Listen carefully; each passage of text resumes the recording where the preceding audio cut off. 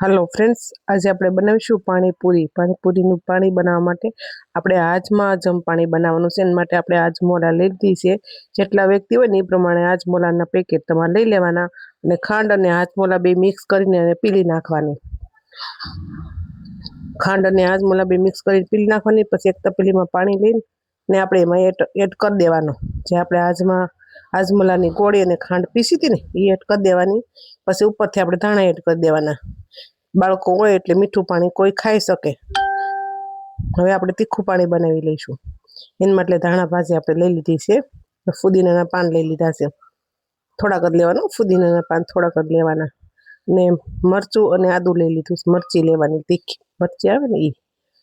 મીઠું લઈ લીધું છે, હંચળ પાવડર લઈ લીધો છે, મરી પાવડર લઈ લીધો છે ને આપણે ચાટ મસાલો આવે એ લઈ લીધો છે ને આંબલીની ચટણી લઈ લીધી છે। એનાથી ખટાશ ને ગળાશ બે બાળીમાં આવે તો ટેસ્ટી પાણી બને ને એના માટે પાણી એડ કરીને આપણે ક્રશ કરી નાખીશું। સરસથી ક્રશ થઈ ગયું છે, જોઈ શકો છો તમે બહુ મસ્ત રીતના।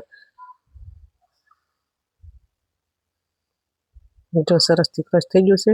હવે આપણે એને તપેલીમાં પાણી લઈ લીધું હતું ને એમાં એડ કરી દઈશું આપણે, ને એમાં લીંબુ એડ કરી દઈશું। તમને જેટલું ખાટું જોવે એ પ્રમાણે તમારે લીંબુ એડ કરવાનું। જો પાણી બનીને મસ્ત થઈ ગયું છે, ગ્રીન, કેટલો મસ્ત કલર આવ્યો છે, જોઈ શકો છો તમે। બટેકા છે ને આપણે બાફી નહીં ખાતા, થોડી વાર પહેલાં જ મૂકી દીધા હતા પાણી બનાવતી હતી ને ત્યારે રીતના આપણે છે ને રગડાપુરી બનાવવાની છે, રગડો બનાવવાનો છે આપણે। વ્હાઈટ વટાણા આવે ને એ પણ મેં બાફી નાખ્યા છે। બટેકામાં આપણે હળદર પાવડર એડ કરી દઈશું, મીઠું એડ કરી દઈશું, સ્વાદ અનુસાર જેટલું જોઈએ એ રીતના એડ કરવાનું તમારે। ને વ્હાઈટ વટાણા આવે ને બાફેલા એ લઈ લીધા, બાફી નહીં ખાતા, મેં પલાળી દીધા હતા પછી બાફી નહીં ખાતા તો થોડાક છે ને વધારે બફાઈ ગયા હતા।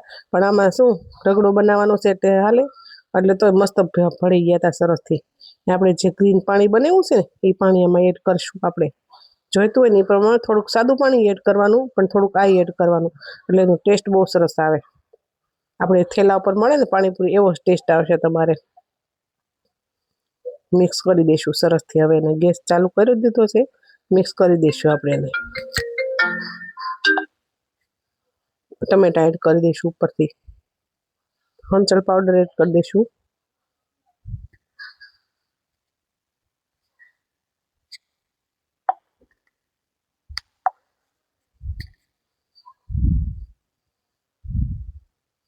પાણીપુરી સર્વ કરવા માટે પાણી લઈ લીધું છે ને પૂરી પણ લઈ લીધી છે, જોઈ શકો છો તમે। આવી રીતના છે ને બધાને સર્વ કરી દેવાની। ટમેટા લઈ લીધા છે સાઈડમાં અને કાંદા લઈ લીધા છે, કાંદા ટમેટા સાઈડમાં લઈ લીધા છે ને આપણે હવે આમાં છે ને પૂરીમાં બધો રગડો એડ કરીશું। સેવ પણ લઈ લીધી છે સાથે। ગળું પાણી સર્વ કરતા ભૂલી ગઈ હતી, બનાવ્યું તો ખરી પણ ભૂલી ગઈ, કારણ કે અમારા બાળકો ઓછું ખાય છે। મહેમાન આવ્યા હતા ને એના માટે બનાવ્યું હતું પણ ભૂલી ગઈ। જો આપણે છે ને પાણીમાં બોળી લીધી છે, તીખા પાણીમાં કાંદા ટમેટા એડ કરીશું, પછી ઉપર આપણે સેવ એડ કરીશું। જો તમને પાણીપુરીની રેસીપી સારી લાગી હોય તો લાઈક, શેર અને સબસ્ક્રાઈબ કરવાનું ભૂલતા નહીં।